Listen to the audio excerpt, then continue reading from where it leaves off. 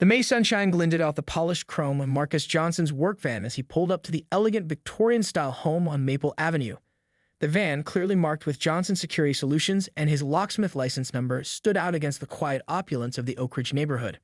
Marcus, a 35-year-old licensed locksmith with 10 years of experience and his own small business, checked the address on his tablet one more time before grabbing his toolbox.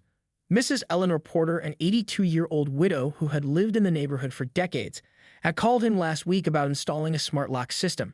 "My grandson insists," she had explained over the phone. "He says I need to update my security, and frankly, these old fingers have trouble with the keys sometimes."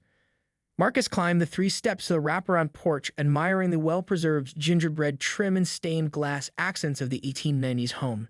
This was why he loved his job, getting to see the architectural details of historic properties while helping modernize their security. He rang the doorbell, adjusting his company polo shirt and making sure his ID badge was visible. Mrs. Porter answered with a warm smile, her silver hair perfectly coiffed despite the early hour. "Right on time, Mr. Johnson. I appreciate punctuality." She ushered him inside, showing him to the front door. "I have a doctor's appointment at 10, but I trust you to take care of everything.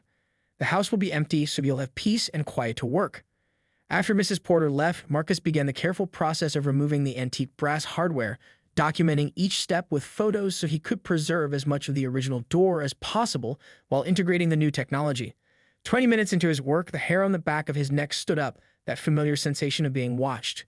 Glancing up, he caught sight of a middle-aged white woman staring at him intently from the bay window of the house across the street.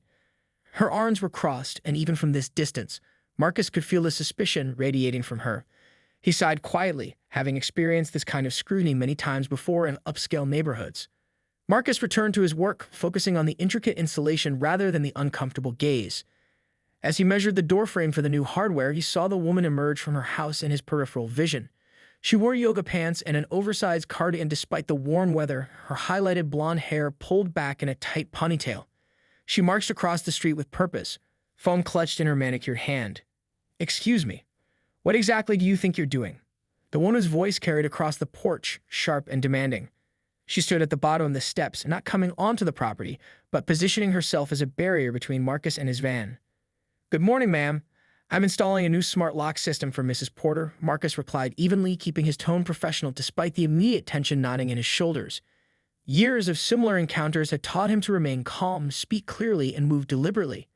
At poor old Eleanor's house, the woman, later identified as Karen Wilson, looked skeptically at his tools and the partially dismantled lock. "I find that hard to believe. Eleanor would have told the neighbors if she was having work done. We look out for each other on this street." Marcus gestured to his van with its clear business logo and license information. "I understand your concern for your neighbor, but Mrs. Porter hired me professionally. I have the work order right here on my tablet, if you'd like to see it." He reached slowly toward his back pocket where his phone was stored. Karen took a step back, her hand tightening around her own phone. "Don't move. I know Eleanor, and she would never hire someone without consulting the neighborhood watch first. We've had break-ins recently, you know." Marcus took a deep breath, recognizing the implication in her words and the way she eyed his dark skin with suspicion. The familiar weight of these assumptions pressed down on him, a burden he carried since opening his business in this predominantly white suburb. "If you're concerned, you're welcome to call Mrs. Porter directly," Marcus suggested calmly, though he knew his racing heart betrayed his outward composure. "I'm just here to do the job she hired me for." Karen's eyes narrowed, her mouth set in a tight line. Without breaking eye contact with Marcus, she raised her phone deliberately and pressed the 3 buttons. "I think I'll let the authorities handle this situation," she said, her voice carrying deliberately across the quiet morning air. 911, what's your emergency?" The dispatcher's voice was audible in the spring stillness. "Yes, hello, this is Karen Wilson at 1423 Maple Avenue," she replied, her voice rising with theatrical urgency. "There's a suspicious man breaking into my elderly neighbor's house right now. Eleanor Porter's place. She's not home and he's dismantling her front door lock. Please hurry." A cold weight settled in Marcus's stomach. With deliberate movements, he set down his screwdriver and reached for his own phone, making sure his hands remained visible. He'd been through this before, twice last year alone, and had learned to document everything. He activated his phone's recording function while Karen continued her exaggerated description to the dispatcher. "He's a large black man. Yes, he's still here. Tampering with the door? No. Eleanor never mentioned any workmen coming today, and I'm the neighborhood watch coordinator." Marcus dialed Mrs. Porter's number, his fingers steady despite the adrenaline coursing through his veins. The call went straight to voicemail. Mrs. Porter, this is Marcus Johnson from Johnson Security Solutions. There seems to be some confusion with your neighbor about the work I'm doing today. If you could call me back as soon as possible, I'd appreciate it. I'm continuing with the installation for now. His voice remained professional, giving no indication of the tension unfolding on the porch. 7 minutes later, Marcus had been counting each second. 2 police cruisers turned onto Maple Avenue, their lights flashing against the Victorian home's colorful facades. No sirens, at least, but the arrival was dramatic enough to draw curtains aside in neighboring houses. Karen practically jogged down the sidewalk to meet them, pointing emphatically toward the porch where Marcus stood. Officer Reynolds and Officer Diaz approached with cautious steps, hands positioned near their holstered weapons. Marcus recognized the stance, the evaluative gazes. He kept his hands visible, his phone still recording on the porch railing beside his neatly arranged tools. "Sir, can you explain what you're doing here?" Officer Reynolds called out, stopping at the bottom of the porch steps. His hand hadn't moved from his weapon. "Yes, officer. My name is Marcus Johnson. I'm a licensed locksmith hired by Mrs. Eleanor Porter to install a smart lock system on her front door. I have my business card, locksmith license, and the work order here." Marcus spoke clearly, making no sudden movements as he slowly reached for his wallet with his credentials. "He doesn't have permission to be here," Karen interjected, standing slightly behind Officer Diaz. "Eleanor is an old woman who lives alone. She's vulnerable to scammers." Officer Diaz, a younger woman with observant eyes, stepped forward and examined the credentials Marcus offered. "Johnson Security Solutions," she read aloud, glancing between the business card and the clearly marked van in the driveway. "How long have you been in business, Mr. Johnson?" 10 years next month, Marcus replied. "My office is on Washington Street downtown. You can verify my license with the state board. The number is right there on the card." Officer Reynolds still looked skeptical, his posture rigid. "And you have documentation that Mrs. Porter hired you specifically?" Marcus nodded, reaching very slowly for his tablet. "I have the work order here with Mrs. Porter's electronic signature and all our email correspondence about the job. She left about 30 minutes ago for a doctor's appointment. She mentioned she'd be back around noon." Officer Diaz scrolled through the tablet, her expression softening slightly as she reviewed the detailed work order. Officer Reynolds, however, continued to scan the porch, his eyes lingering on Marcus's tools with suspicion. "We'll try contacting Mrs. Porter to verify," Officer Diaz said, stepping away to make the call. Officer Reynolds remained watchful and tense as Karen hovered at the edge of the property, arms crossed in vindication. "Mind if I continue working while we sort this out?" Marcus asked, gesturing to the half-disassembled lock. "I'd like to stay on schedule if possible." Officer Reynolds hesitated, then nodded curtly. "Go ahead, but I'll be watching." Marcus returned to his work, his movements precise despite the scrutiny. He removed the remainder of the original lock mechanism with careful attention to preserving the antique hardware. As he extracted the deadbolt from the wooden doorframe, something unusual caught his eye. A small corner of yellowed paper wedged deep inside the cavity, invisible unless the lock was completely removed. "What's that?" Officer Reynolds asked sharply, noting Marcus a pause. "Not sure," Marcus replied honestly. "Looks like some kind of paper stuck in the doorframe. Probably been there for decades." Using the tip of his precision screwdriver, he gently teased the brittle paper from its hiding place. It was folded into a tight square, the edges discolored with age. Marcus placed it carefully on his work cloth, resisting the urge to unfold the delicate document. "I'll give this to Mrs. Porter when she returns. Might be nothing, but in these old houses, you never know what you'll find." Officer Reynolds leaned closer, professional curiosity momentarily overriding his suspicion. "What do you mean?" "I specialize in historical properties," Marcus explained, continuing his installation work. "Found all sorts of things hidden in walls and under floorboards over the years. People used to hide valuables in their homes before banks were common or trusted. During the Depression especially." Officer Diaz returned, slipping her phone into her pocket. "Mrs. Porter's not answering. Voicemail said she's at a medical appointment." "That's exactly what she told me before leaving," Marcus said, not looking up from his work. "She mentioned she'd be back around noon." Karen, who had been impatiently pacing, interjected, "That's convenient, isn't it? No way to verify his story." Officer Diaz gave Karen a measured look. "Ma'am, we checked his credentials. Everything appears to be in order." "But you can't be sure," Karen insisted, her voice rising. "Eleanor is very particular about who she lets into her home. I've lived across from her for 15 years. The tension was interrupted by Officer Diaz's phone ringing. She answered quickly, stepping away again. Marcus continued his methodical work installing the new smart lock components while Officer Reynolds maintained his vigilant stance.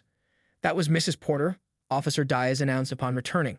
She confirms she hired Mr. Johnson from Johnson Security Solutions to install a new lock system today.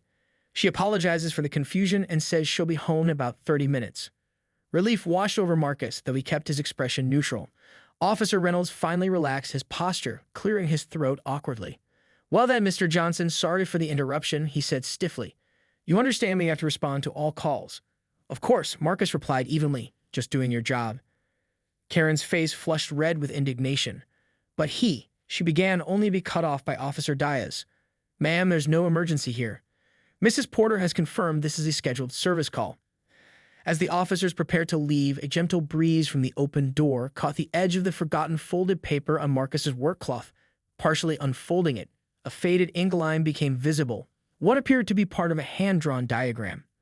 Marcus gently opened the brittle paper further, revealing more of its contents. His eyes widened as he recognized what he was looking at, a meticulously hand-drawn floor plan of the very house he was working in, with several X marks in specific locations. In the corner, faded but still legible, was an inscription: "Porter Valuables, secured June 1942, to be recovered when safe." The handwriting was elegant but hurried, as if written in haste. Marcus's breath caught as he realized the historical significance of what he found. The officers, walking back to their cruisers, didn't notice his expression of shock and wonder as he stared at the hidden treasure map that had been concealed in plain sight for over 80 years. Marcus carefully refolded the fragile paper and placed it in a protective sleeve from his toolkit. His mind raced with the implications of the discovery. 1942, the height of World War II, when many families, especially those of European descent, feared asset seizure or worse. The map's existence suggested the Porter family had hidden valuables somewhere in this very house, items that might have remained undisturbed for over 8 decades. He completed the smart lock installation with practiced efficiency, though his thoughts kept returning to the hidden map. As he programmed the final settings, the distinctive sound of a car pulling into the driveway caught his attention. Through the stained glass sidelights, he could see Mrs. Porter emerging from a blue sit-in, moving carefully with the aid of a sleek wooden cane. Marcus gathered his tools, ensuring the workspace was clean, and opened the door for the elderly woman. "Mrs. Porter, I've finished the installation. Everything's working perfectly." "Thank you, Mr. Johnson," she replied, stepping inside with dignified grace. "And I must apologize for the police situation. Officer Diaz explained everything. Karen Wilson has been a thorn in the neighborhood's side since she moved in. Always watching, always judging." Marcus nodded diplomatically. "These things happen. But there is something else we need to discuss." He gestured toward the kitchen. "Perhaps we could sit down for a moment?" Mrs. Porter's expression turned curious as she led him to a sunlit breakfast nook overlooking a meticulously maintained garden. The kitchen, like the rest of the house, was a perfect blend of historic charm and modern convenience. "While removing your old lock mechanism, I found something hidden in the door frame," Marcus explained, carefully withdrawing the protective sleeve. "I believe it might be quite significant to your family history." Mrs. Porter accepted the sleeve, her hands steady despite her age. As she examined the faded document, her expression transformed from curiosity to astonishment. "This is my father's handwriting," she whispered, her fingers hovering over the inscription without touching it. "I'd recognize it anywhere." The date, 1942, suggests this was created during World War II. Marcus said gently, "Many families hid valuables during that time, especially if they had European connections." Mrs. Porter's eyes grew distant with memory. "My father was first-generation German-American. My grandparents immigrated in 1903, but during the war, it was a difficult time for anyone with German heritage. There was always fear, suspicion." She studied the map more closely. "These X marks, they're throughout the house. Here in the dining room floor, behind the fireplace in the library, under the window seat in my old bedroom. It appears to be a map indicating hiding places for family valuables," Marcus confirmed. "Items that might have been hidden to prevent seizure or theft during wartime hysteria." "All these years," Mrs. Porter murmured, shaking her head in wonder. "I've lived in this house my entire life. It was my parents' home, then mine and Edward's after we married. Never once did my father mention hidden treasures." A wistful smile crossed her face. "He passed in 1967, took so many stories with him." Before they could discuss further, a sharp knocking interrupted them. Through the kitchen window, Marcus could see Karen Wilson standing on the back porch, her expression a mixture of indignation and curiosity. Mrs. Porter sighed heavily. "She won't give up, will she?" she muttered, carefully refolding the map. "Mr. Johnson, would you mind letting her in? I think it's time I had a word with our neighborhood watchdog." As Marcus moved to open the door, his phone buzzed with a notification. Looking down, he saw a text message from Officer Diaz. Wanted to follow up everything Oak at the Porter residence. Also, FYI, checked records. Kane Wilson has made 6 suspicious person calls in the past 2 months. All involved POC service workers. We're monitoring the pattern. Marcus pocketed his phone, his suspicions confirmed. He opened the door to Karen, whose eyes widened with surprise to find him still there. Behind him, Mrs. Porter stood from the breakfast nook, the protective sleeve containing the map clutched firmly in her hand, her expression resolute. "Karen." "What a surprise," Mrs. Porter said, her tone cool and measured as she tucked the protective sleeve into her cardigan pocket. "I don't recall inviting you over today." Karen stepped inside without waiting for a proper invitation, her gaze darting between Marcus and Mrs. Porter. "I wanted to make sure you were all right, Eleanor. When I saw this man at your door earlier, I was concerned." "Yes, Officer Diaz explained your concern." Mrs. Porter moved to stand beside Marcus, a subtle but deliberate show of solidarity. "Mr. Johnson is my locksmith. I hired him last week to install a new smart lock system." "Well, how was I supposed to know that?" Karen countered defensively. "You never mentioned hiring anyone. As neighborhood watch coordinator, I need to be informed about strangers in our area." Mrs. Porter's eyebrows rose. "Strangers? Mr. Johnson owns a respected local business that's been operating for a decade, and I wasn't aware I needed to report my household decisions to the neighborhood watch." The tension in the room was palpable. Marcus maintained a professional demeanor, though he noted the officers were still outside, watching from their vehicle parked across the street. "I was just being cautious," Karen insisted, her voice rising slightly. "There have been break-ins recently, and when I saw someone removing your door lock." "You saw a uniformed professional with a clearly marked business van parked in my driveway," Mrs. Porter interrupted, her patience visibly thinning. "Yet somehow you immediately assumed criminal activity." She paused, fixing Karen with a penetrating stare. "I've lived in this neighborhood for 47 years, Karen. I've seen many things change, but some attitudes remain disappointingly consistent." Karen flushed, crossing her arms defensively. "This isn't about, isn't it?" Mrs. Porter cut in again, her voice sharp but controlled. "Last month, when the Hendersons had their roof replaced, did you call 911 on those workers? When my landscaper came on Tuesday, a young white man, I might add, did you question his presence? Or was there something specific about Mr. Johnson that triggered your suspicion?" Marcus shifted, slightly uncomfortable being the center of this confrontation, yet moved by Mrs. Porter's forthright defense. "I've observed a pattern, Karen," Mrs. Porter continued, her voice softer but no less intense. "The Collins Filipino caregiver, the Rodriguez family's moving crew, now Mr. Johnson. Each time you found reason to question their legitimacy in our neighborhood." Karen's expression hardened. "You're making this into something it's not, Eleanor. I was just being a concerned neighbor." Officer Diaz's voice came from the doorway, where she now stood with Officer Reynolds. "Mrs. Wilson, we've remained on scene to ensure there were no further issues. Given that this is the 7th unfounded suspicious person call you've made this quarter, all involving people of color, we need to have a conversation about misuse of emergency services." Karen's face paled. "I was doing my civic duty." "Your duty could have had serious consequences," Officer Reynolds said, his earlier suspicion now redirected. "False reports tied up resources and create potentially dangerous situations." Officer Diaz stepped forward. "As the community liaison officer, I'd like to invite you to attend our citizen awareness program. It's designed to help community members recognize actual suspicious behavior versus personal bias." "This is absurd," Karen sputtered, looking around for support and finding none. "I was trying to protect Eleanor." "From what exactly?" Mrs. Porter asked, her voice suddenly tired. She withdrew the protective sleeve from her pocket, removing the aged map. "Mr. Johnson not only installed my new security system flawlessly, but he also discovered this historical document hidden in my doorframe, a family treasure I never knew existed. While you were busy profiling him based on his race, he was preserving my family's history with care and integrity." Karen stared at the map, momentarily speechless, as Officer Diaz quietly took out her notebook.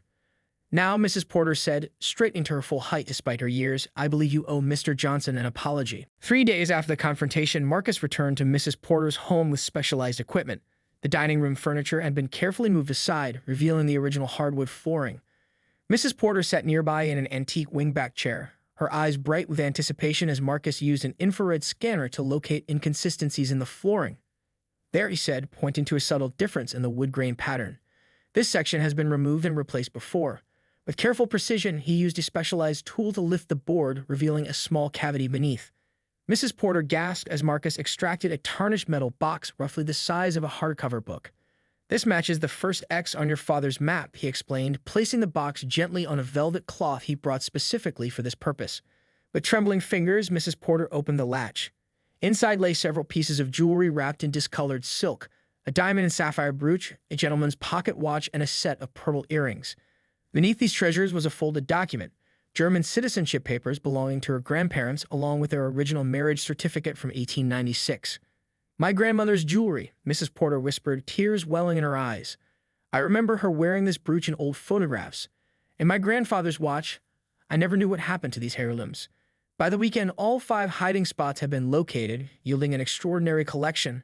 Silver coins, war bonds, more family documents, and even a small collection of letters written in German that detailed life in America during the war years." Mrs. Porter spent hours translating them, discovering her family's experiences during a time of national suspicion toward German Americans. "These aren't just valuable items," she explained to Marcus as they catalogued the findings. "They're pieces of my heritage I never knew existed. Without you, they might have remained hidden forever." The following weekend, Mrs. Porter hosted an afternoon tea in her garden. She had invited several neighbors, including the president of the local historical society, a reporter from the city newspaper, and to everyone's surprise, Karen Wilson. As attendees mingled among displays of the discovered treasures, Mrs. Porter tapped her glass for attention. "Thank you all for coming today. I've asked you here to share something remarkable, a piece of our neighborhood's history uncovered through an extraordinary set of circumstances." She recounted the discovery of the map, explaining the historical context of German-American experiences during World War II. "My father hid these treasures, fearing they might be seized as enemy assets. Many families like mine lived with similar fears, their loyalty questioned despite being American citizens." Mrs. Porter then turned to Marcus, who stood quietly near the refreshment table. "I owe this discovery to Mr. Johnson's expertise and integrity. When he found the map, he could have easily pocketed it without a word. Instead, he immediately brought it to my attention and has since helped recover every item with the utmost care." Several neighbors approached Marcus afterward. Business cards were exchanged, and the Historical Society president eagerly discussed preserving the letters and documents for future generations. The newspaper reporter took notes for a feature story highlighting both the historical discovery and the circumstances surrounding it. Karen kept to the periphery until most guests had departed. Then, with visible effort, she approached Marcus as he was packing his equipment. "Mr. Johnson," she began, her voice tight but determined, "I've enrolled in that community awareness program Officer Diaz recommended, and I wanted to apologize for my behavior. It was unwarranted and unfair." Marcus nodded his acknowledgement. "Thank you for saying that." 6 months later, the local newspaper ran a follow-up story featuring the Porter family treasures now on display at the county museum. In a small side column was a notice about a neighborhood watch program being reorganized with new leadership and mandatory bias training for all participants. That same day, Marcus received an unexpected call. "Mr. Johnson, this is Karen Wilson. I've been thinking about installing security cameras at my home. Would you be available for a consultation?" When Marcus arrived the following Tuesday, Karen greeted him at the door. "I made coffee," she said, stepping aside to